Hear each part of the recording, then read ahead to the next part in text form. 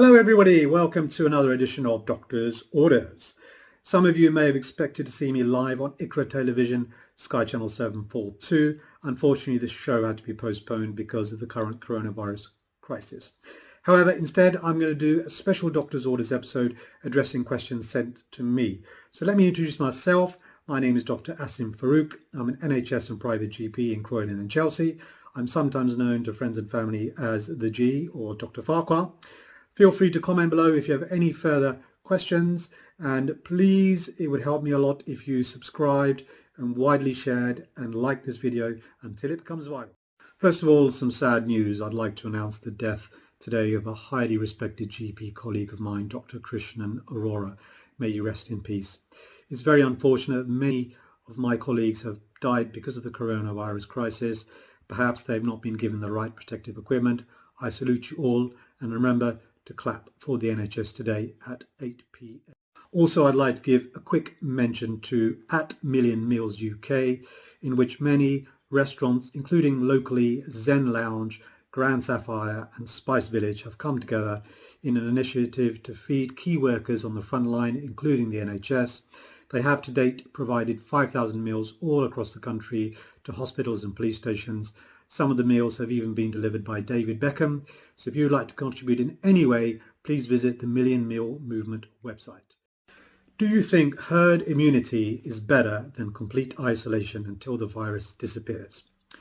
Herd immunity, as some of you may or may not have heard about, is really only something that can be achieved with vaccination, where if you vaccinate enough people, then it will protect the others who haven't been vaccinated.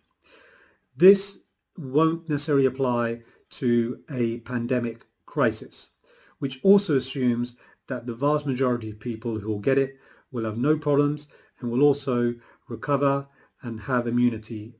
But we haven't really established this yet. Also, using these models, it showed that large numbers of people would die as a result and the NHS would be overwhelmed. The UK did try doing this initially, and some have blamed the government for this delay. May have caused a lot of unavoidable deaths, which currently stands at 13,000. We know the USA has also currently got 29,000 deaths. Why have the UK and the USA been hit so severely with the mortalities due to COVID?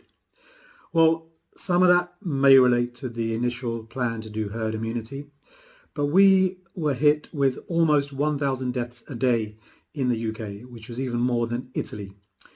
First of all, we have to understand that there is a case fatality ratio different to the mortality ratio, which is the number of people who actually were tested versus the number of people who died.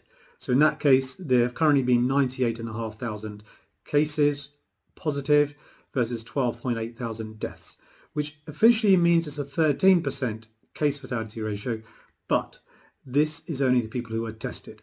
Obviously, the numbers will be less than that. But don't forget as well, there's some other figures that will make the difference. There's a time lag between deaths being recorded and registered. There's also the fact that in the UK, we have not included care home deaths. And as some of you may be seeing in the media, this is becoming more of an issue that we need to address. France, however, does include care home deaths in its figures. The Office of National Statistics say that the likely true figure of deaths is probably 20% higher than we are currently reporting.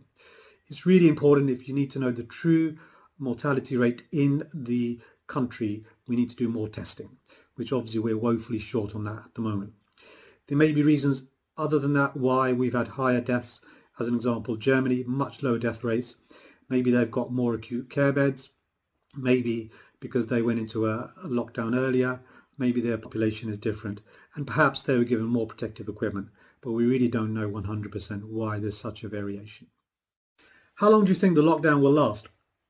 Well, some countries, for instance China, are beginning to return back to work, and then we'll really see what difference it makes, whether lockdown, which obviously has its own medical as well as mental health problems and financial problems, versus herd immunity, letting people get re-exposed to the virus, what will happen as a result. There is a real lack of evidence which is going to be the best policy, which is why there's been such a wide diversity of responses in different countries, example being Brazil, where there's been no lockdown at all. But we have a disease which we know is fatal, but we don't know exactly how fatal it is. We know it's very infectious, but again, how infectious? There is a lack of testing. We don't know for sure. What is the true fatality rate? Is it 5%? Is it 1%? Is it 0.3%? Therefore, how drastic should be our response as a result? Remember as well, the death rates are going to lag behind the actual deaths. And don't forget that deaths should not be confused with hospital deaths and total deaths. But for now, in the UK, we've extended our lockdown for another few weeks. So please follow the government advice about this. Is ibuprofen safe or not? I am confused.com. Well, this all started because the French health minister advised against using ibuprofen because he'd seen some reports of people developing a more severe illness, especially pneumonia, when they used ibuprofen. But remember, these were a few observations. They were not scientific studies. The World Health Organization decided to be cautious at first and recommended using paracetamol instead of ibuprofen. And certainly for adults, it does work better, reducing fever. But we also started seeing that people would come to me and say, I can't use ibuprofen at all, even people who didn't have any coronavirus symptoms. So this had its own problems. The World Health Organization, as well as the MHRA, have said that it is now safe to use either ibuprofen or paracetamol. There's no evidence that it causes harm. Now, it's important that you use the lowest dose possible. Everyone has their own individual risk factors for heart disease or gastric problems or kidney disease by using this. If you have been using it anyway for a long-term condition, there's no problems when using it. If you are unwell though, perhaps it's a good idea to use paracetamol first, but do not be afraid to use ibuprofen. Can the use of antihistamines for hay fever make you more susceptible to develop COVID-19? Simply put, there's no link at all with antihistamines causing you to have more susceptibility to COVID-19. However, do remember there are some similarity in some of the symptoms. For instance, you can get a runny nose, a cough, sneezing, and also you can be triggered an asthma attack if you have got hay fever in those cases. Don't also forget that hay fever will not cause any temperatures. So if you have got temperatures, don't just put this down to hay fever, but otherwise it's absolutely fine to use your antihistamines, your nasal sprays without any further problems. What medications and treatments are the latest clinical trials working on? When are they likely to be available? Now, I'm going to probably do another completely separate episode all about treatments and future treatments. But do remember that most people who become unwell with COVID will be able to recover at home without any further problems. And we don't really have any proven treatments that 100% work right now.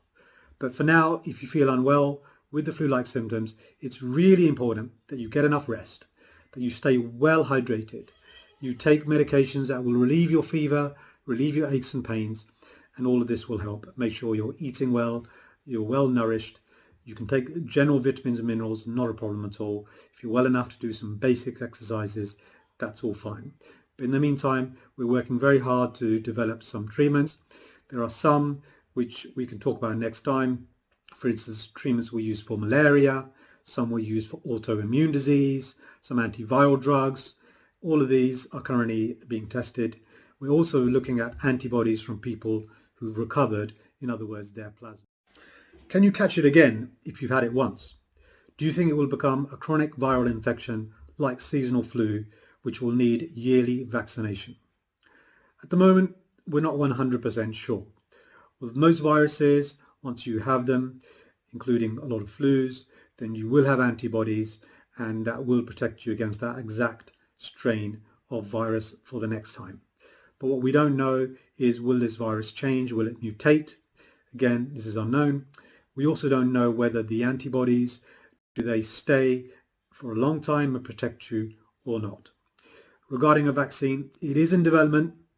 We are accelerating the trials, but even with these, even though we've had people who agreed to have themselves tested with the vaccine, it's likely to take over a year before we have a viable vaccine. So this is still going to take a bit of time. Can you spread coronavirus by passing wind? Well, I'm pretty sure that will be a no on that question.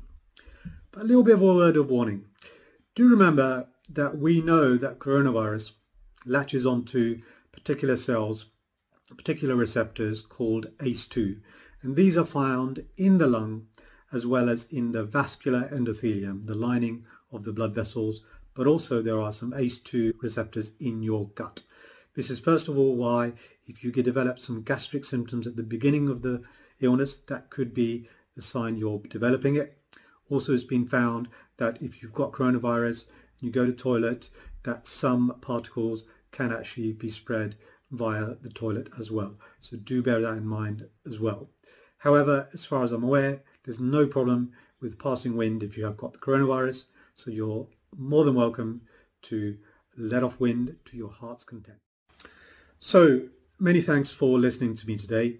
I'm sorry there were some questions from other people which I didn't get a chance to answer. I will go through those next time. But in future episodes, I will talk more about some treatments as well. I'm also going to do something about health conditions in Ramadan during the coronavirus crisis. So please do like, share, comment and subscribe to my channel. And remember, please follow doctor's orders.